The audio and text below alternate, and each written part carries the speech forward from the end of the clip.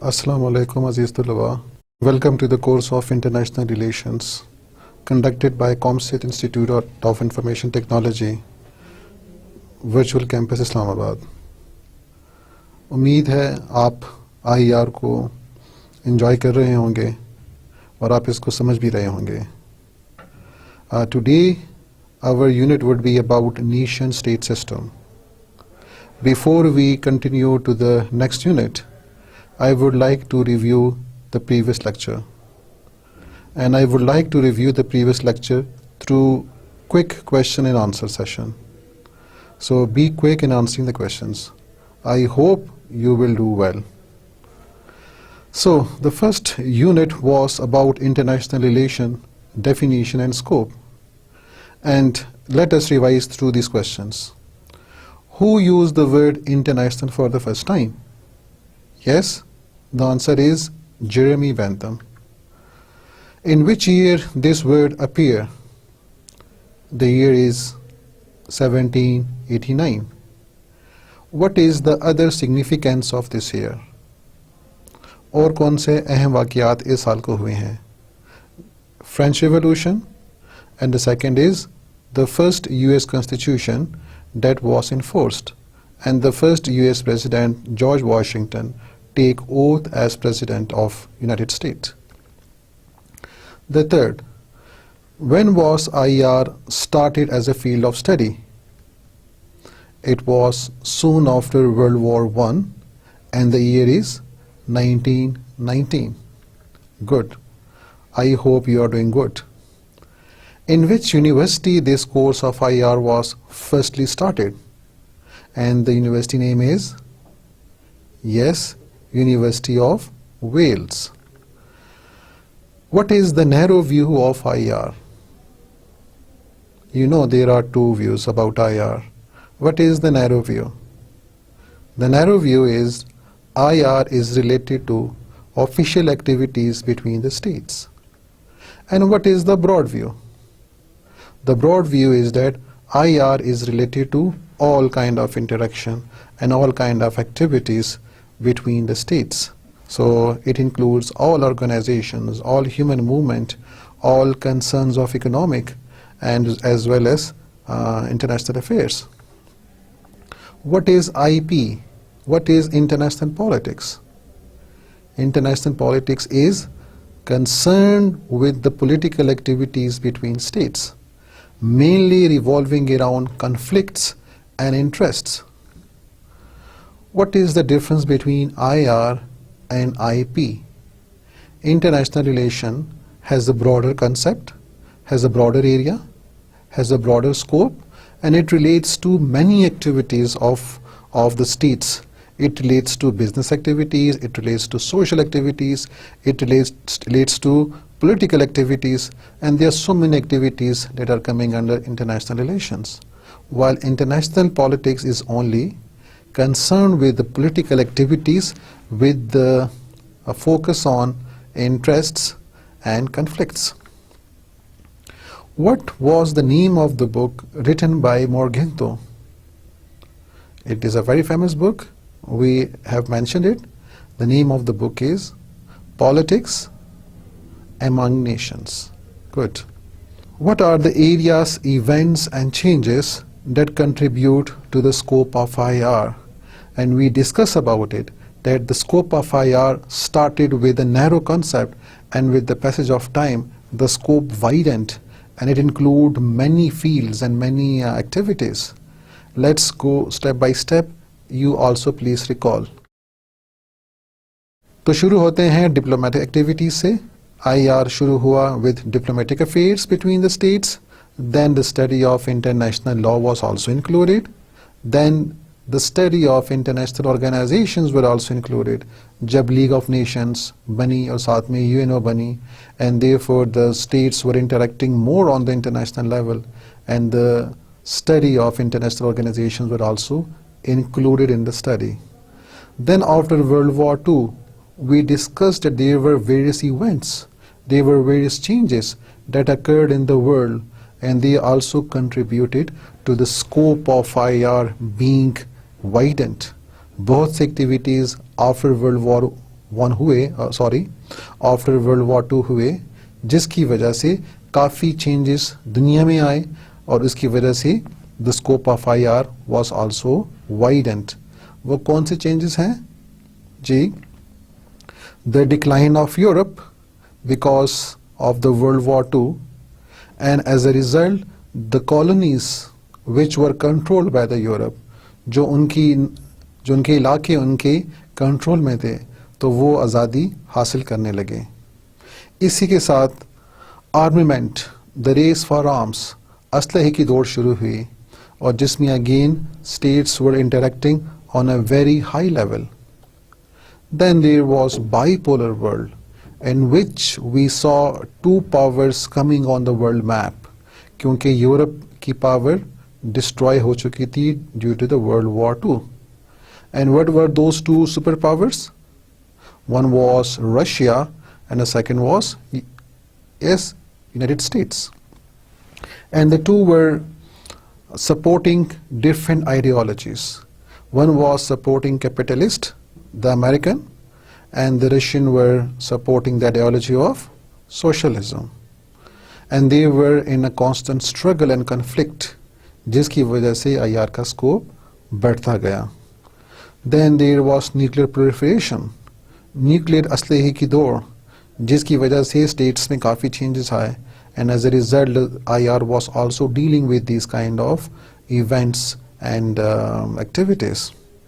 Then the rise of representative governments and the growth of democracy and the concept of welfare state، کہ لوگوں کی خدمت کی جائے، لوگوں کے لیے ساری فیسلٹیز کو پرووائڈ کیا جائے، جس کی وجہ سے again the scope of IR had widened, اور اس کا اسکوپ بڑھتا گیا. And the last was what was the importance of IR? And the importance of IR are, in a summary, it helps us in understanding the present world and the policies conveyed by different governments. And we come to know whether the policies are successful or whether they are a failure. تو ہمیں دنیا کے جتنے بھی status ہیں ان کی policy سے آگاہی حاصل ہوتی ہے by studying IR. Second, we understand the problems confronted with the world. ہم مسائل کے بارے میں جانتے ہیں، جو مسائل دنیا میں موجود ہیں اور جو اسٹیٹس کے پاس ہیں، اسٹیٹس کو درپیش ہیں، تو we are able to know about those problems and then we try to solve those problems. Then it helps us in getting international cooperation. Through IR, we seek the help of other states in getting their cooperation, and the states help each other in different kind of activities. اور وہ ایک دوسرے کی مسائل کے حل میں بھی مدد کرتے ہیں اور اس کو اچھے طریقے سے سالو کرنے کی کوشش کرتے ہیں. اس کے علاوہ the study of IR help us in establishing peaceful relations, and with that we have proper and good economic relations. With studying IR and with the help of international relations, the state establish good economic relations. They have good trade policies and they go for better kind of export and import policies. And lastly, the study of IR help us in promoting human culture and the exchange of culture between nations, and also the ways to protect the individual cultures. I hope you have understand the topic well now. Let us move to the next unit. Today's unit is about nation-state system. Nation-state system, Unit 2. In this unit, we will study about the definition and concept of nation-state system, what is the origin and development of nation-state system, and the elements comprising the nation-state system. Review. Let us review some knowledge related to nation-state system. پہلا question ہے what is a state؟ ریاست کسے کہتے ہیں؟ آپ ریاست کے بارے میں اکثر سنتے آتے ہیں، کچھ لوگ اس کو کنٹری بھی کہہ دیتے ہیں. So country, state. So what do you mean by a state? Very simple. Yes, a state represents a body of people occupying a definite territory and politically organized under one government. अब इसमें कुछ points को मैंने highlight किया है जो कि states के लिए निहायत इम्पॉर्टेंट है. एक स्टेट में पहले लोग होंगे, क्योंकि लोगों के बगैर स्टेट नहीं बन सकती. लोग नहीं होंगे तो स्टेट आपका बयाबान है, स्टेट आपका रेगिस्तान है. Therefore, without people, there could not be any state. So a state has people, and then these people are living in a territory.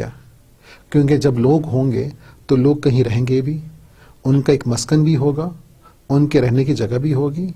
So these people would be living in a state, would be living in a territory, and these people will be organized politically under one government. تو ان لوگوں کی ضروریات اور ان کے لیے management کرنا, ان کو organise کرنا, and to looking after the needs of these people, ہمارے پاس ایک گورنمنٹ بھی ہوتی ہے جو کہ ایک پاور کے ساتھ ان لوگوں کی ضروریات کو دیکھتی ہے اور اسٹیٹ کو پروٹیکٹ کرتی ہے. So these are the requirements for a state. The next is what is a nation? What is a nation? یہ ہم اس کے بارے میں کافی سنتے آتے ہیں. تو کوشچن ہے what is a nation? The answer is a group of people with a sense of social homogeneity and mutual interest. State میں جو لوگ ہوتے ہیں تو وہ جو لوگ ہیں اب ان میں کوئی سملیرٹی بھی ہوں گی, ان میں کچھ باتیں مشترک ہوں گی اور اس مشترکہ باتوں پہ لوگ اکٹھے ہوتے ہیں. تو لہٰذا اگر ہم نیشن کو ڈیفائن کرنا چاہیں تو nation is a group of people, لوگوں کا ایک گروپ ہے جن کے بیچ میں ایک سوشل ہوموجینٹی ہے, ان میں ایک معاشرتی ہم آہنگی ہے, ان میں کچھ چیزیں مشترک ہیں. And they have some mutual interest, ان کی جو دلچسپیاں ہیں وہ مشترک ہیں, ان کے جو ٹارگیٹس ہیں وہ مشترک ہیں, ان کے جو گولز ہیں وہ مشترک ہیں. تو ان مشترکہ اصولوں پہ اور ان مشترکہ مفادات پہ آپ کی جو گروپ آف پیپل ہے they would be called a nation because they have the same aim, they have the same goal, and then they try to struggle for the same goal, and therefore they worked with unity. So that's a nation. Now the question is, what kind of social homogeneity? Nation میں اگر social homogeneity ہے, ان میں کچھ ہم آہنگی ہے, ان میں کچھ قدریں مشترک ہیں, ان میں کچھ باتیں مشترک ہیں, تو آخر کون سی وہ باتیں ہیں جو ان میں مشترک ہیں؟ آپ بتا سکتے ہیں. وہ باتیں جو ان میں مشترک ہیں جس پہ یہ لوگ آپس میں ایک ہو جاتے ہیں, تو وہ ہوموجینٹی ہے, وہ کامننیس, وہ مشترک چیز کیا ہے ہو سکتی ہے؟ جی, they can be homogeneity of blood. ان ساروں میں خون کی قدریں مشترک ہو سکتی ہیں. they are coming from the same stock. ان کے آباء و اجداد سیم ہو سکتے ہیں, وہ ایک ہی آباء و اجداد کی اولادیں ہیں. تو لہٰذا they share the same blood, which means they share the same race. ان کی نسل ایک ہے, ان کا خون ایک ہے. تو اس بیس پہ بھی ان میں یہ قدریں مشترک ہیں, ان میں یہ کامننس ہے, ان میں یہ چیزیں یکساں ہیں. Second is they may have the same language. وہ اگر ایک ہی زبان بولتے ہوں, ایک ہی لسانی گروپ سے تعلق رکھتے ہوں, تو بھی وہ مل کے ایک نیشن بنا دیتے ہیں.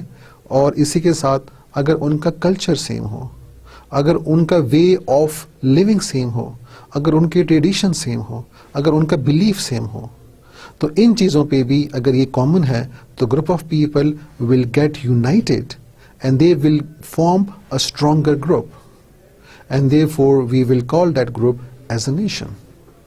So this was a bit of knowledge about the chapter. Now let us see and let us understand what is a nation state. You can see so many flags in the picture, and every picture, every flag stands for a particular state. So what is the definition and concept of a nation state? Let us pronounce this word very slowly. ذرا اس کو آہستہ سے بولتے ہیں.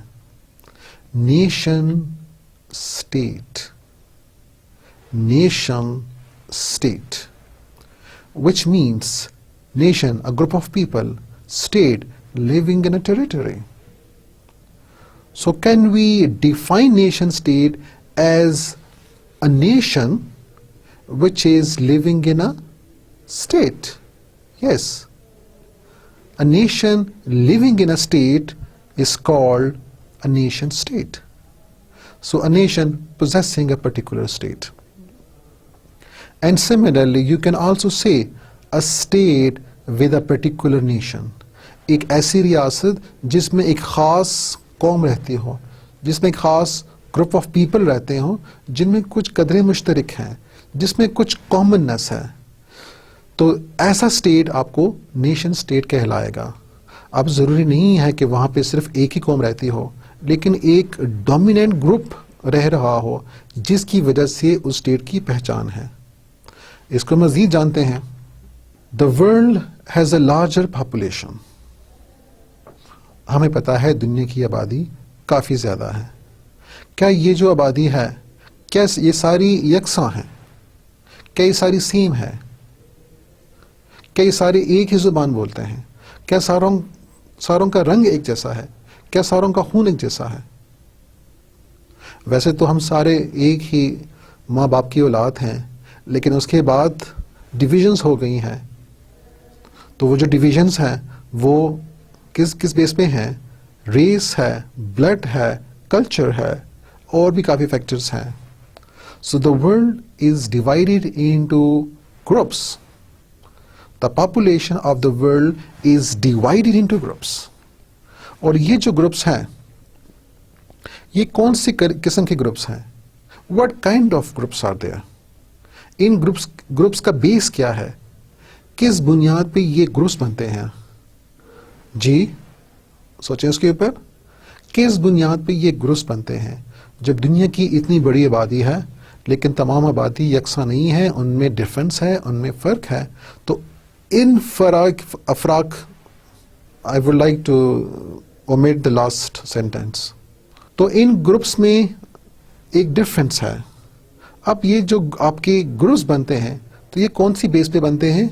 یہ بنتے ہیں economic basis پہ, یہ بنتے ہیں ریلیجس بیس پہ, ایتھنک نسلی بیس پہ بنتے ہیں, لنگوسٹک لسانی بیس پہ بنتے ہیں.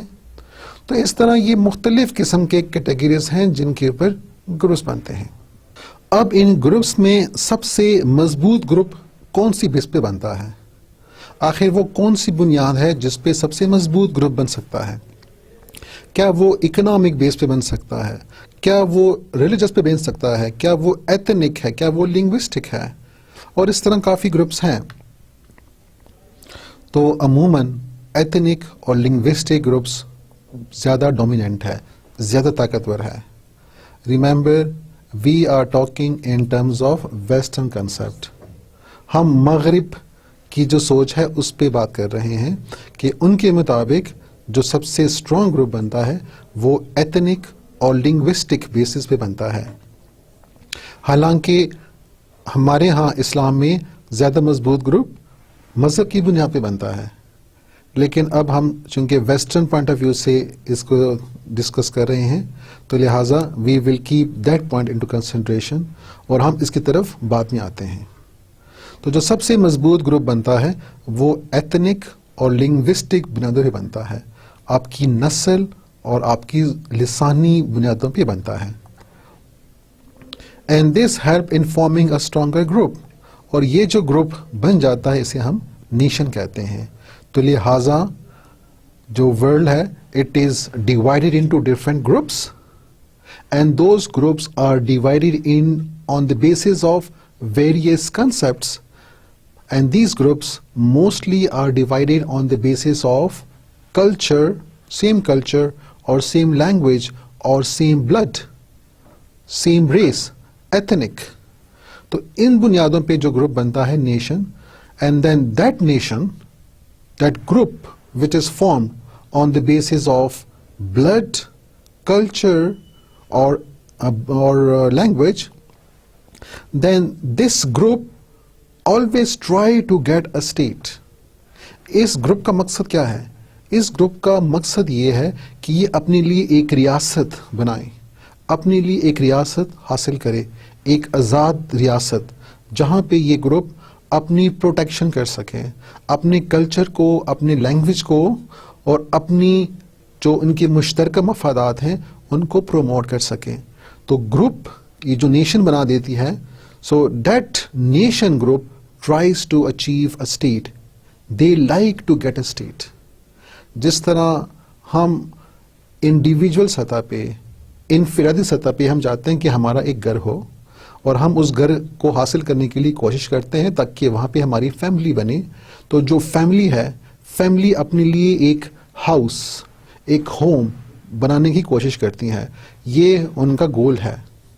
اسی طرح nation being a larger group of people try to get a state to protect themselves again just like a family. So a nation tries to get a state, and therefore this will give us the system which is called nation-state system. A system operating or working in such a way that the world is divided into nations, and the nation aspiring for a state, and the nation controlling a state under some principles. No, what is the Islamic concept? کیونکہ ہم نے جو concept پڑھا وہ تو from western point of view تھا. Remember Islamic point of view سے ذرا سا ڈفرینس ہے. ہمارے مذہب میں, اسلام میں, there is no difference of on between the humans on the basis of economics, linguistic, racial, ethnic اور جیوگرافیکل پریفرنسز. اسلام میں لوگوں کے بیچ میں کوئی تفریق نہیں ہے. ان کی اکنامک, ان کے معاشی بیسس پہ کوئی تفریق نہیں ہے. ان کی لسانی بنیادوں پہ کوئی تفریق نہیں ہے. ان کی نسل پہ کوئی تفریق نہیں ہے. سارے برابر ہیں جہاں کہیں پہ بھی ہوں. لیکن اگر ان کا ریلیجن سیم ہے, اگر وہ سارے مسلمان ہیں, تو یہ ایک آئیڈیالوجی, یہ ایک نظریہ کافی ہے ان تمام مسلمانوں کو ایک کرنے کے لیے.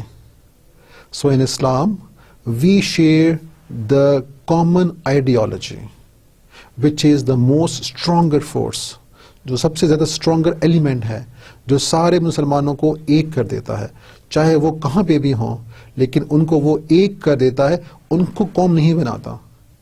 کیونکہ یہ جو قوم ہے, نیشن کا ورڈ ہے, یہ ویسٹرن ہے. اسلام میں جو ورڈ یوز ہوا ہے وہ یوز ہوا ہے امت کا. So all Muslims are one and they are called Ummah. And this Muslim Ummah, جس کو آپ مسلم کمیونٹی بھی کہہ سکتے ہیں, تو they are formed on the basis of religion only, that we are all Muslims and we believe in only one Allah and the Holy Prophet, peace be upon him, as the last prophet. تو یہ نظریہ اور یہ ideology ہمارے لیے کافی ہے ہمیں ایک امت بنانے کے لیے. اور جس طرح قرآن شریف میں بھی اللہ تعالیٰ فرماتے ہیں کہ all Muslims are brothers, انما المؤمنون اخوۃ, تمام مسلمان آپس میں بھائی ہیں, لہٰذا ان میں کوئی تفریق نہیں ہے زبان اور نسل کیا. یہاں پہ اقبال کے کچھ اشعار ہیں, میں اس کو پڑھنا چاہوں گا. منفیت ایک ہے اس قوم کی, نقصان بھی ایک ہی سب کا نبی, دین بھی ایمان بھی ایک, حرم پاک بھی اللہ بھی قرآن بھی ایک, کچھ بڑی بات تھی ہوتے جو مسلمان بھی ایک. سو اقبال فرماتے ہیں کہ اگر مسلمان ایک ہوتے تو بڑی بات ہوتی ہیں, کیونکہ ان میں اور کوئی ڈفرینس نہیں ہے. یہ جو سارے فرق ہیں, جو سارے اختلاف ہیں, یہ ہم نے خود بنائے ہیں. اسلامی مذہب میں, اسلام میں there is no difference of any creed, culture, language اور بلڈ. تمام مسلمان برابر ہیں کیونکہ اللہ ایک ہے, نبی ایک ہے, قرآن ایک ہے. But again in IR we are studying this chapter from Western point of view, therefore we will be discussing it from that point. And from that point I am again referring to a famous quote of Morgenthau. Morgenthau کہتے ہیں a nation needs a state. One nation, one state. ایک state میں صرف ایک ہی nation ہو سکتی ہے, حالانکہ زیادہ بھی ہو سکتی ہیں, لیکن ڈومیننٹ گروپ اس کا ایک ہی نیشن ہوتا ہے جو اس اسٹیٹ کو ریپرزینٹ کرتا ہے. امید ہے آپ نیشن اسٹیٹ کو سمجھ گئے ہوں گے. ہماری جدوجہد آزادی میں بھی اسی نیشن کا کنسیپٹ جناح نے یوز کیا. جناح نے نیشن کا کنسیپٹ برٹش کے لیے یوز کیا کیونکہ وہ برٹش کو کنونس کرنا چاہتے تھے, اور برٹش کو کنونس کرنے کے لیے صرف اتنی دلیل کافی تھی کہ مسلمان ایک نیشن ہے, بر صغیر کے مسلمان ایک نیشن ہے, وہ ہندوؤں کے ساتھ نیشن نہیں ہے. جس طرح ہندوز کہا کرتے یا کانگریس کہا کرتی کہ آل انڈینس آر ون نیشن, جس پہ مسلمانوں کو اختلاف تھا. اور جناح نے کہا کہ نہیں ہے, Muslims and Hindus are not one nation, Muslims are a different nation. اور انہوں نے برٹش کو قائل کیا اپنی ان دلیلوں سے کہ واقعی مسلمان ایک سپریٹ قوم ہے. ریممبر, یہ قوم کا ورڈ صرف اور صرف ہمارے اکابرین نے, ہمارے لیڈران نے اس لیے یوز کیا کیونکہ وہ برٹش کو کنونس کرنا چاہتے تھے کہ مسلمان ایک قوم ہے. اس لیے ان کے نظریات کے مطابق, جو مغرب کے نظریات ہیں, ان کے مطابق مسلمانوں کا حق بنتا ہے کہ ان کو ایک الگ اسٹیٹ دیا جائے. لیکن from religious point of view وہ صحیح نہیں ہے. لیکن this is how we are convincing the British. جس طرح جناح نے کہا کہ we are a nation, which means مسلمان ایک نیشن ہے, with our distinctive culture and civilization, language and literature, art and architecture, names and nomenclature, sense of values and proportion. اور اس طرح کافی انہیں ڈفرنس دیے ہیں. تو یہ ڈفرنس وہ دے رہے ہیں مسلمان اور ہندوؤں میں, وہ جو فرق ہے ان کو نمایاں کرنے کے لیے کہ ہمارا کلچر مختلف ہے ان سے, ہماری سویلائزیشن مختلف ہے, ہماری لینگویج ڈفرینٹ ہے, ہم اردو بولتے ہیں وہ ہندی بولتے ہیں, ہمارا لٹریچر ڈفرینٹ ہے, ہمارے لاز ڈفرینٹ ہے, ہمارا آرٹ ڈفرینٹ ہے, ہم پول بناتے ہیں وہ مجسمے بناتے ہیں, ہم ڈیزائننگ کرتے ہیں وہ کچھ اور بناتے ہیں, آرکیٹیکچر ہمارا فن تعمیر ڈفرینٹ ہے, ہمارے نام ڈفرینٹ ہے, ہمارے نام کا اسٹائل ڈفرینٹ ہے, ہمارے ویلیوز, ہمارے کلچرز ڈفرینٹ ہیں, ہمارے لاز ڈفرینٹ ہیں.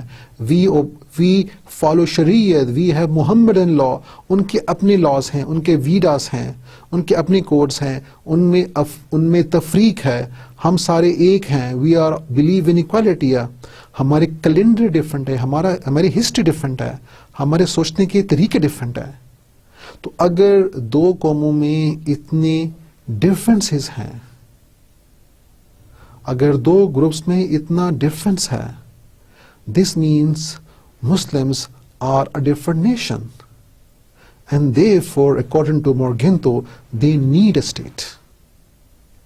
اور اسی دلیل سے کنونس ہو گیا the British accepted that yes, really the Muslims are a separate nation and they should be given a separate homeland. So the concept of nation state system was able to liberate and give independence to many people, to many nations, and Pakistan is one of them. Let's define nation state system with reference to some authors and with some reference. A system in which state deriving its strength from linguistic or ethnic affinity and possessing a territory governed by a sovereign. Nation state system ایک ایسا system ہے جس میں جو لوگ رہ رہے ہیں ایک ٹیریٹری میں, ایک علاقے میں, اور وہ جو لوگ ہیں, وہ جو گروپ ہے, وہ اپنی طاقت, اپنی توانائی حاصل کر رہا ہے لنگوسٹک اور ایتھنک ایفینٹی سے، نسلی اور لسانی بنیادوں پہ وہ اپنی قوت حاصل کر رہا ہے. اس بیس پہ وہ لوگ ایک اسٹیٹ میں رہ رہے ہیں، اور جہاں پہ ایک سوورن بھی ہے، جہاں پہ ایک اقتدار اعلیٰ بھی ہے جو ان کی ضروریات کو پوری کر رہا ہے، اور جس کے پاس سپریم پاور ہے. So this would be called a state system. Second, a nation state is a political entity, a sovereign state, that governs a cultural entity by successfully serving all its citizens. Which means کہ ایک nation state میں ایک group of people رہ رہے ہیں. Again it's a cultural entity. ایک nation ہے جس میں کچھ قدریں مشترک ہیں، اور ایک پولیٹیکل اینٹائٹی، ایک اقتدار اعلیٰ، ایک پاور ان کو گورن کر رہی ہے، ان پہ حکومت چلا رہی ہے. لیکن وہ جو حکومت ہے وہ صرف اس نیشن اسٹیٹ کے مفادات کو نہیں دیکھ رہی، بلکہ اس کے علاوہ جو باقی بھی وہاں پہ ڈفرینٹ گروپس رہ رہے ہیں، جو وہاں پہ باقی اسمال گروپس رہتے ہیں، ایتھنک اور لنگوسٹک گروپس، تو ان کی بھی سرونگ کر رہی ہے، ان کی بھی خدمت کر رہی ہے، نہ کہ صرف ایک نیشن کے لیے وہ ہے. تو لہٰذا اس کا مطلب یہ ہوا کہ نیشن اسٹیٹ سسٹم میں باقی گروپس کے حقوق کا بھی تحفظ کیا جاتا ہے، اور وہ وہاں پہ محفوظ ہیں، اور ان کی سروس ہوتی ہے despite that they are not the larger nation and they form the minority, but still in a nation state system in which there is a larger group, but the government, the sovereign works and protects all the people. According to Palmer and Perkins, nation state system is the pattern of political life in which people are separately organized into sovereign states that interact with one another in varying degrees and in varying ways. Palmer اور پرکنس کے مطابق nation state system again ایک ایسی سیاسی زندگی ہے جس میں لوگوں کو آرگنائز کر دیا جاتا ہے. They are organised because there is a government that is working for the people. So there are people and these people have a political life, and there is a government which is looking after that particular people, which are separately organized because they are separate. They have a separate identity from other people, and then this state interact with other states because it's a nation state system. So then these countries or the states are in relation with other nation state in which there is another dominant group, اور پھر یہ group ان group کے ساتھ ایک interaction رکھتا ہے اور ایک روابط رکھتا ہے. According to Merriam-Webster dictionary, it's a form of political organization in which a group of people who share the same history, tradition, or language live in a particular area under one government. Again, it's a very comprehensive definition. According to Merriam-Webster dictionary, nation state is a form of political organization. ایک سیاسی تنظیم ہے جس میں again وہیں group of people ہیں، اور وہ جو گروپ آف پیپل ہے because they have something in common, ان میں کچھ چیزیں مشترک ہیں. کیا مشترک ہے؟ ان کی ہسٹری ایک ہو سکتی ہے، ان کے ٹریڈیشنس رواج ایک جیسے ہو سکتے ہیں، ان کی روایات ایک جیسی ہو سکتی ہیں، ان کا لینگویج، ان کی زبان ایک ہو سکتی ہے. And these people live in a particular area under one government, and then such a system is called a nation state system.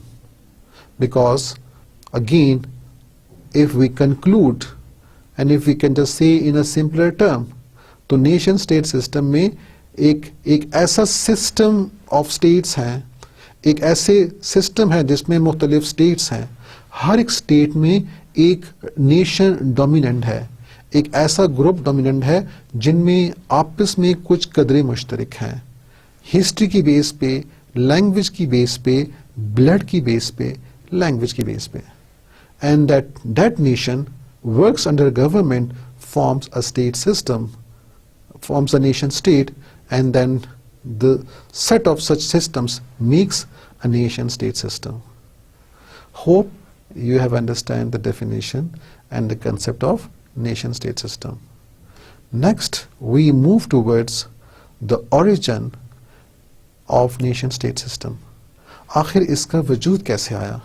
Nation state system کیسے اس کی شروعات ہے، کیسی اس کی سٹارٹنگ ہے، اور کیسے اس کی ڈیولپمنٹ وقت کے ساتھ ساتھ ہوئی ہے.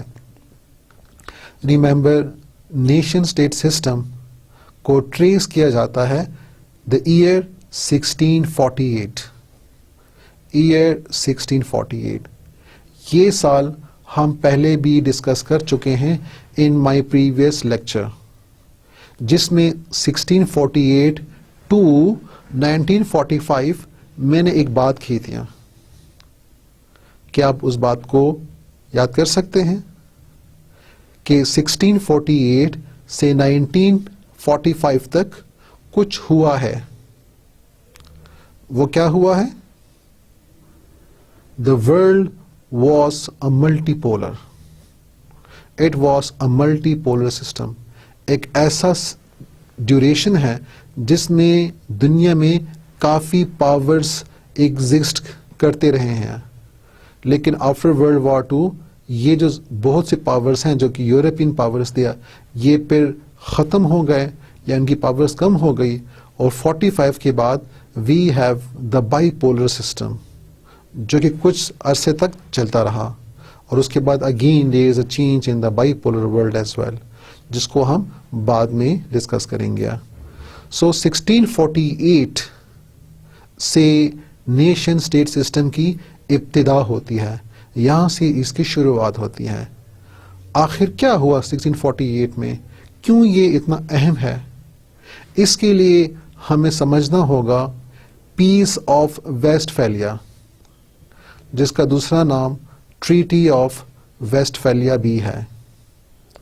پیس آف ویسٹ فیلیا، یہ معاہدہ یا یہ جو ٹریٹی ہے، امن کا معاہدہ ہے، جو کہ ویسٹ فیلیا جرمنی میں ایک مقام ہے جس کا نام ویسٹ فیلیا ہے، وہاں پہ یہ معاہدہ سائن کیا گیا، وہاں پہ اس کو ڈسکس کیا گیا، وہاں سے یہ ٹریٹی وجود میں آئی، اور ایئر ہے 1648 جس میں یہ ٹریٹی سائن ہوئی، اور اسی کے سائن کے ساتھ نیشن اسٹیٹ سسٹم وجود میں آئے.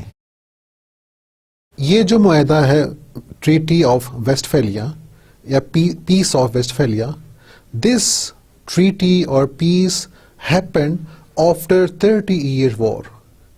30 سال تک یورپ میں جنگ ہوئی ہے، اور یہ جو 30 سال لمبی جنگ ہے جس کی وجہ سے یورپ میں کافی شورش رہا اور کافی نقصان ہوا اور کافی خون خرابہ ہوا، ان 30 سالوں کے بعد ٹریٹی آف ویسٹ فیلیا سائن کی گئی. آخر یہ جنگیں کیوں ہوئی ہیں اور آخر اتنی لمبی کیوں ہوئی؟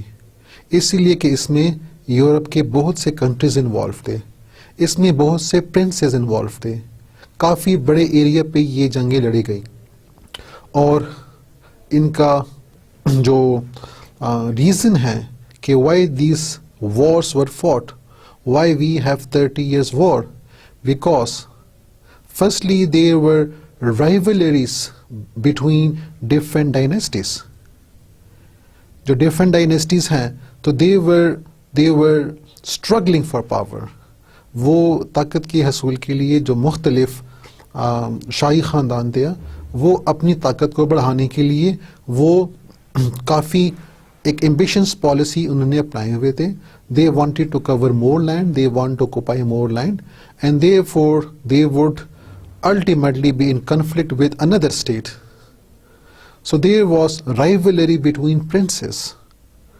شہزادوں کے اور کنگز کے آپس میں جو اختلافات تھے، اور پھر ان کی یہ خواہش کہ بھی زیادہ ایریا کو کنٹرول کر سکیں، زیادہ علاقے کو فتح کر سکیں، ان کی حکومت بڑے ایریا پہ ہو، اسی لیے اور اپنے لوگوں کو مزید اپنی آئیڈیالوجی ان کے اوپر نافذ کرنے کے لیے الٹیمیٹلی ریزسٹنس ہوا.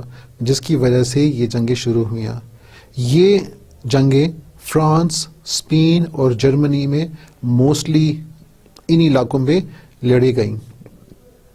اسی کے ساتھ جو دوسرا بڑا مین ریزن تھا، so it was the struggle between Catholics and Protestants.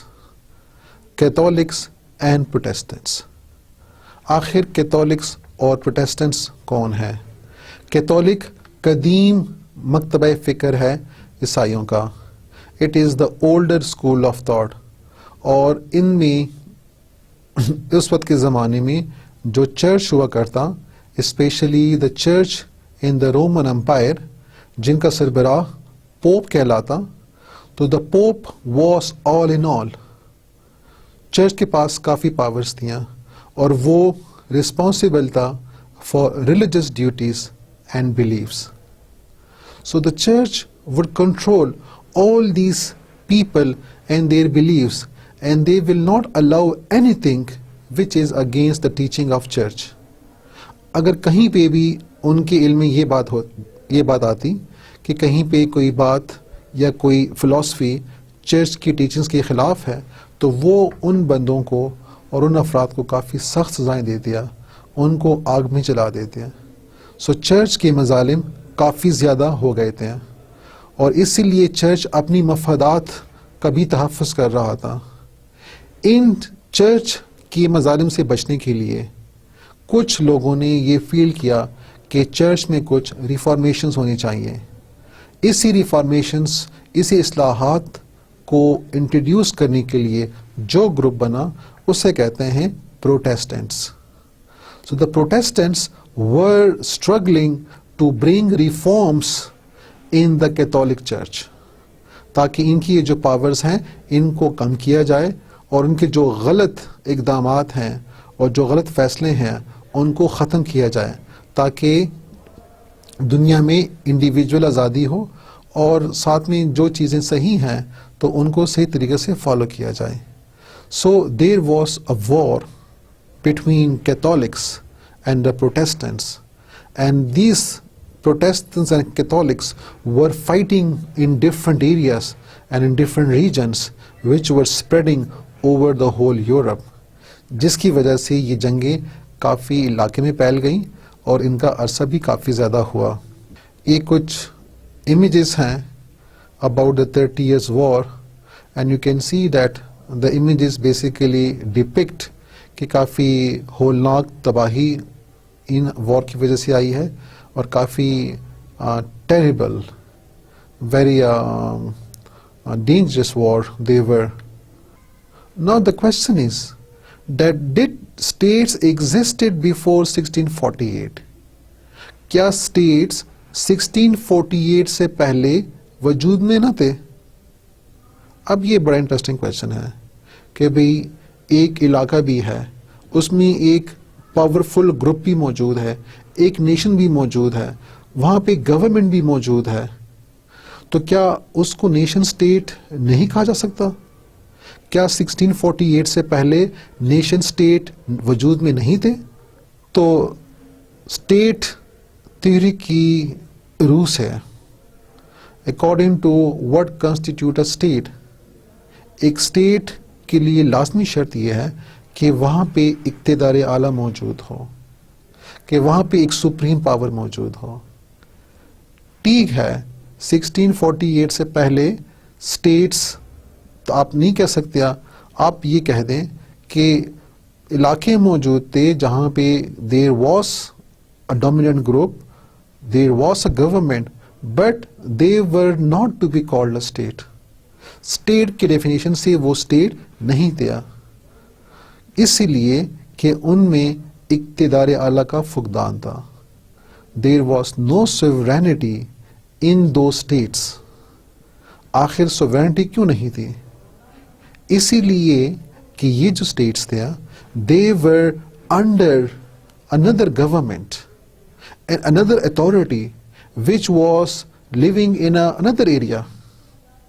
یہ اسٹیٹس کنٹرول میں تھے، یہ خود مختار نہیں تھے، ان کو رہنمائی حاصل ہوتی تھی ایک اور اتھارٹی سے. اسی لیے یہ خود سپریم نہیں تھا. So if they were not sovereign, this means they were not to be called a state. آخر یہ authority کہاں پہ تھا؟ This authority was in the Roman Empire. Roman empire میں دو قسم کی اتھارٹیز تھیں. ایک تھا Roman church and the second was the Roman emperor. ایک رومن شہنشاہ اور دوسرا رومن چرچ. یہ دونوں ان سارے اسٹیٹس کو کنٹرول کر رہے تھے. دا Roman church was responsible for the religious duties and the religious regulation. So no country would ever go in religious matters against the Roman Church. اور جو چرچ کا سربراہ تھا وہ پوپ کہلاتا, and the pope would control all these countries through his authority and he will give direction. وہ وہاں سے فیصلے کرتا اور پھر وہ فیصلے دوسری جگہوں پہ نافذ ہو جاتے. تو یہ تو تھا with respect to religion. Now let's come to the political affairs. تو یہ جو ریاستیں تھیں, so they were not independent even in governmental affairs. They were not fully powerful in the political affairs. Why? Because they were receiving direction from the Roman emperor. جو Roman emperor تھا, جو شہنشاہ تھا, تو وہ ان اسٹیٹس کو جو سیاسی احکامات ہوتے ہیں وہ ایشو کرتا اور وہ ان کے اوپر لازم تھے کہ وہ ان کو فالو کرتے ہیں. تو جتنے بھی یورپین اسٹیٹس تھے یہ آزاد نہیں تھے. ان کے پرنس یا کنگ ہو کے بھی ان کو باہر رومن ایمپرر سے یا سیکولر میٹرز میں جو دنیاوی کام ہے ان میں وہاں سے ان کو احکامات ملتے ہیں, اور جو دینی سطح ہے ان پہ ان کو چرچ سے احکامات ملتے ہیں. لہٰذا یہ اپنے طور پہ خود آزاد نہیں تھے. So when these states were not independent and they were not powerful, they were not sovereign, therefore they were not called a state. اسی لیے یہ جنگیں ہو رہی ہیں اور چرچ کے خلاف جنگ ہو رہی ہے, اور اسی کے ساتھ رومن ایمپرر کے خلاف جنگ ہو رہی ہے تاکہ چرچ میں ریفارمیشن لائی جائیں. So these states were not sovereign. And then what happened was that after this all war, all this bloodshed, what happened was that the Europe realized, the Europe نے احساس کیا کہ جنگ کافی ہو گئی ہے, کافی لوگوں مارے گئے ہیں, کافی خون خرابہ ہوا ہے, کافی اکنامک کنڈیشنز خراب ہوئی ہیں, لہٰذا امن لایا جائے. اسی لیے Roman empire and the Roman church اب دونوں اتنے ویک ہو چکے تھے اور اتنی خون خرابے ہو چکے تھے کہ اب یہ احساس ہوا کہ امن قائم کیا جائے. اور اسی امن میں جو باتیں ڈسکس ہوئی اس میں Roman emperor and the Roman church powers were finished, their powers were ended. ان کی پاورز کو ختم کر دیا گیا. اور جب ان کی پاورز ختم ہو گئی اس کا مطلب ہے کہ وہ جو یورپین اسٹیٹس تھے اب وہ آزاد ہو گئے. اب ان میں اقتدار اعلیٰ وجود میں آ گیا. جو ان کے کنگ تھے یا پرنس تھے اب ان کے پاس وہ ساری پاورز آ گئی ہیں جو پہلے ان کے پاس نہیں تھی, کیونکہ پہلے ان کو ایمپرر سے اور چرچ سے ہدایت ملتی ہیں. اب ان کی پاورز ختم ہو گئی ہیں. اب جو پرنس ہے اور جو کنگ ہے وہ اپنی پاور کو آسانی کے ساتھ جس طرح مرضی چاہے یوز کر سکتا ہے. اس لیے اب یہ یورپین اسٹیٹس سوورن بن گئے ہیں. This treaty was signed in Germany between France, Holy Roman Empire, Spain and Dutch. England was not a part of this war. England کی جیوگرافیکل لوکیشن ذرا سی ڈفرینٹ ہے اور ایک جزیرہ بھی ہے تو بیچ میں ایک پانی کا حصہ بھی ہے, اس لیے وہ ان شورشوں سے آزاد رہا. لیکن آفٹر دا وار انگلینڈ بھی as a nation state system ابھر کے سامنے آ گیا. تصویر میں آپ ایک امیج دیکھ سکتے ہیں جس طرح ہولی رومن ایمپرر ہوا کرتا, تو ایسا ہی was the get up was like this. And in the second, there was this Roman church who was controlling all the religious authorities and all the religious orders in the European states. In this image, there is Treaty of Westphalia and the Peace of Westphalia that is being signed by all the warring parties. جتنے بھی اس میں parties شامل تھا جنہیں جنگ لڑی ہے، تو یہ ٹریٹی ان کے بیچ میں اس وقت سائن کی جا رہی ہے، اور یہ سارے عہد بھی لے رہے ہیں کہ they will establish peace. So, this 30 years war ended the authority of Pope and Roman Emperor over the states in Europe. جس طرح میں نے پہلے وضاحت کر چکا ہوں کہ authority of Pope and Roman Emperor was finished. It was ended. And therefore independent and sovereign states emerged after 1648. So after 1648, we saw that many nation states emerged from the Treaty of Westphalia. جن میں کچھ states England ہے، France, Germany, Spain, Switzerland, Holland اور کافی زیادہ اس کے علاوہ. So they appeared as state system. They appeared as nation state because now they were sovereign. Their powers are not under the control of some other authority. There is a map in which you can see the states.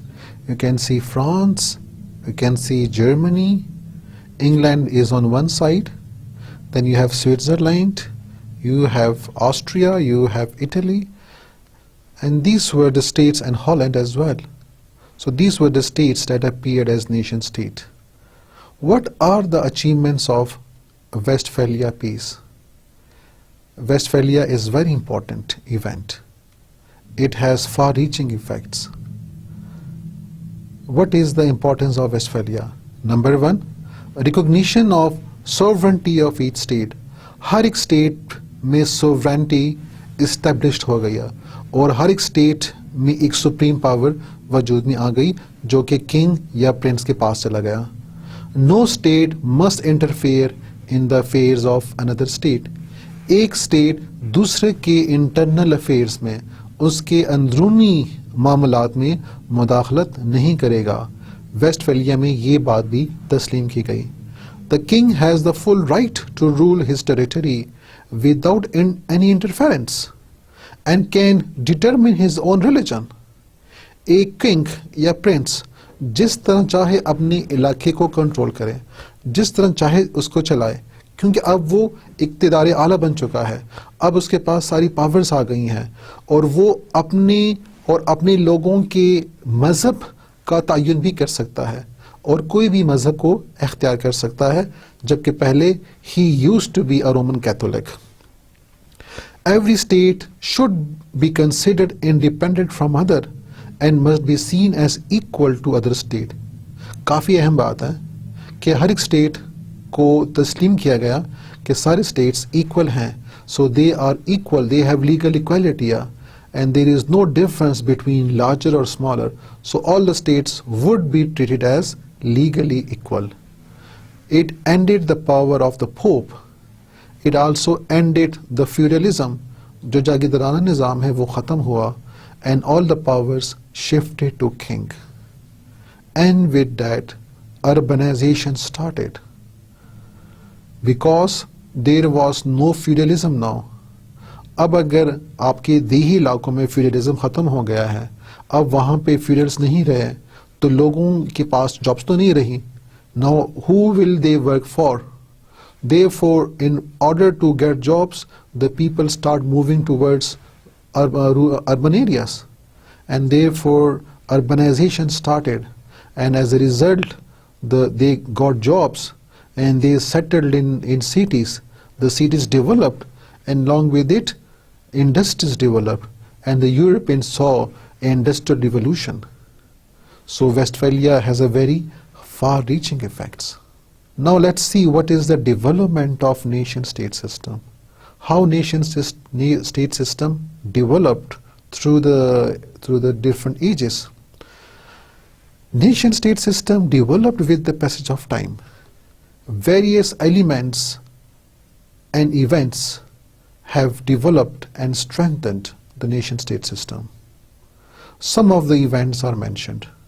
Remember, some are minor events, but some are major events. The minor events are industrial revolution. یہ وہ events ہیں, وہ development ہے جس کی وجہ سے nation state system مضبوط ہوا, اس کو تقویت ملیا. جس طرح انڈسٹریل ریولوشن ہے جس میں انڈسٹریز وجود میں آئے, پروڈکٹس بنیا, صنعتی پیداوار بڑھنی شروع ہوئی, لوگ مزید سٹیبل ہوئے, ان کے بیچ میں ایک سینس آف اٹیچمنٹ مزید زیادہ ہوئی. تو جب سینس آف اٹیچمنٹ زیادہ ہوئی towards the state, so the nation state system again get very strong, state becomes more powerful, and with that growth of international law, rise of democracy, development of diplomacy, growth of business activities, انہوں نے nation state system پہ اپنے اثرات چھوڑے ہیں. لیکن for major events we will go to the deep impacts and we will study them in details. So what are those events that have a deeper impact on nation state system?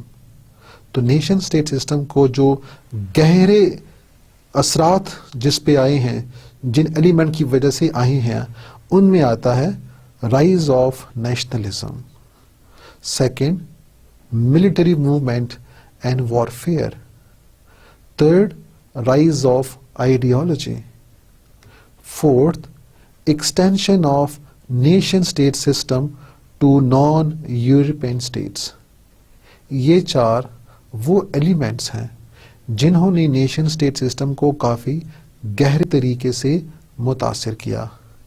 کیسے متاثر کیا, آئیں اس کو سمجھتے ہیں اور پڑھتے ہیں. The first is rise of nationalism. Rise of nationalism. Nationalism نے نیشن اسٹیٹ سسٹم کو بہت تقویت دی ہے اور بہت مضبوط کیا ہے. اب ظاہری بات ہے چونکہ نام ہی ہے نیشن اسٹیٹ, تو اگر نام ہی نیشن اسٹیٹ ہے تو قوت کہاں سے آ رہی ہے؟ قوت نیشن سے ہی آ رہی ہے. So the nation is contributing to the state. Nation جتنی مضبوط ہو گیا, ان میں جتنی ان کی فیلنگز مضبوط ہو گیا, جتنے ان کے احساسات مضبوط ہوں گے اس گروپ میں, اتنا ہی آپ کا اسٹیٹ مضبوط ہوگا. تو لہٰذا جب ایک اسٹیٹ میں جو لوگ رہ رہے ہیں, جب ان میں نیشنلزم مزید بڑھتا گیا وقت کے ساتھ ساتھ, تو اسٹیٹ بھی بڑھتا گیا, کیونکہ اسٹیٹ کی بنیاد ہی نیشن ہے. So how this nationalism was rising. First of all let's see what is the work of, what is the role of nationalism. Nationalism is a binding force. It's a cementing element. Nationalism ایک ایسی قوت ہے جو کہ لوگوں کو bind کر دیتی ہے, لوگوں کو جوڑ دیتی ہے, ایک سیمنٹ کی طرح ان کو ایک کر دیتی ہے. So it is a cementing element. لوگوں میں اتفاق پیدا کرتی ہے, strongly unites the people towards the state. جب لوگ اکٹھے ہو جاتے ہیں تو ان میں اپنے ریاست کی بچاؤ کے لیے کافی بڑا جذبہ پیدا ہوتا ہے, بیسڈ آن ایتھنک اور لنگوسٹک افینٹی, کیونکہ ان میں لسانی اور نسلی بنیادوں پہ کچھ قدرے مشترک ہیں. تو جیسے جیسے نیشنلزم ان میں بڑھتی جائے گیا تو ان میں وہ بینڈنگ فورس بڑھتی جائے گیا, اور وہ اسٹیٹس کے لیے مزید کام کریں گیا اور اسٹیٹ کو مزید تقویت دیں گیا. Nationalist force will provide strong support to the ruler for national interest. اگر نیشنلزم کی فورسز بڑھ گئی ہیں, لوگوں میں محبت بڑھ گئی ہے, ان میں اٹیچمنٹ بڑھ گئی ہے, تو this attachment will give more support to their ruler. The ruler would get very strong because جو رولر ہے, جو کنگ ہے, جو ہیڈ آف دا اسٹیٹ ہے, جو لیڈر ہے, جب عوام ان کے ساتھ تعاون کریں گے اور ان کو اپنی فلی سپورٹ دیں گے, so ultimately it will make the ruler strong. And when the ruler get strong, this means the state would get strong, and as a result you can see powerful nation state emerging as a rise of nationalism. You can see different people with different nationalities in these images. Countries with multi-ethnic and linguistic groups suffered freedom movement. وہ countries جہاں پہ مختلف ethnic groups اور مختلف linguistic group رہا کرتے، جہاں پہ بہت سے ڈفرینٹ گروپس رہا کرتے نسلی اور لسانی بنیادوں پہ، تو انہوں نے آزادی کی تحریکیں دیکھیاں. ان ممالک میں پرابلمز آئیں کیونکہ یہ جو لوگ تھے they were struggling for their rights and therefore they strike against their government. As a result, many states got independence and got freedom in the Europe. This was the end of today's lecture. Before I finish, let's have a summary of today's lecture. Today we discuss about the nation state system. We started with defining what is a nation. A nation, a group of people having something in common. What something in common? Commonness of language, commonness of, yes, commonness of language, commonness of blood, commonness of ethnic affiliation, common of culture, commonness of history, and they could be many factors. Then we define what is a state. It's a group of people living in a state and they are politically organized, working under a sovereign. So this is a state. And a nation state system is a system of states in which you have states, and in every state there is a dominant nation, a group of people having something in common. So nation state is a state having a particular nation because they have something in common, and the definitions of others are also given in detail. How we trace the origin of the nation state system? This traced back to 1648. 1648 میں nation state system کی ابتدا ہوئی ہے. کیوں ہوئی؟ کیونکہ اس سے پہلے 30 سال کی جنگ ہو چکی ہے. 30 سال کی جنگ ہو رہی ہے. So this means this war started in 1618. 1618 میں یہ جنگ سٹارٹ ہوئی اور 1648 میں یہ جنگ ختم ہوئی. 30 ایئرس تک یہ جنگ لڑی گئی. جنگ کیوں لڑی گئی؟ کیونکہ پروٹیسٹنٹس اور کیتھولکس کے بیچ میں ایک اسٹرگل ہے فار ریفارمیشن، اصلاحات کے لیے. پروٹیسٹنٹ چاہتے ہیں کہ کیتھولکس چرچ کی پاور کم ہو یا ختم ہوا، کیونکہ چرچ اپنے پاور کو مس یوز کر رہی ہے، وہ لوگوں کی آزادی سے کھیل رہی ہے، وہ نالج کو مینیپولائز کر رہی ہے، نالج کو کنٹرول کر رہی ہے. سائنسدانوں کو سزائیں دی جا رہی ہیں، جو انڈیپینڈنٹ سوچتے ہیں ان کو سزائیں دی جا رہی ہیں. So how to control the power of this church? Therefore the Protestants were struggling against Catholics. اور اسی کے ساتھ جو ڈائنیسٹک رائیولریز ہیں، پرنسز کے بیچ میں آپس میں ایک ترس فار پاور ہے، ایک آزادی، ایک نیشن اپنی پاور کی حصول کے لیے ان میں ایک کشمکش ہے. تو اس وجہ سے یہ جو جنگ لڑی گئی، it was 30 years long. In 1648 this treaty was signed, and after that treaty was signed, it was acknowledged, it was recognized that now the Roman emperor will not interfere in the secular matters of the states. جو دنیاوی امور ہیں اس میں Roman emperor دخل اندازی نہیں کرے گا، اور جو دینی امور ہیں اس میں چرچ دخل اندازی نہیں کرے گا، جس کی وجہ سے this war was stopped, and as a result we saw a reformation, and with that reformation we have finally the Peace of Westphalia that gave us the modern nation state system. And then we discussed the development of nation state system, in which we discussed that the rise of nationalism is one of the dominant factor that contributed to the development of nation state system. We will continue our lecture tomorrow. I hope you understand. I wish you best of luck. Khuda Hafiz.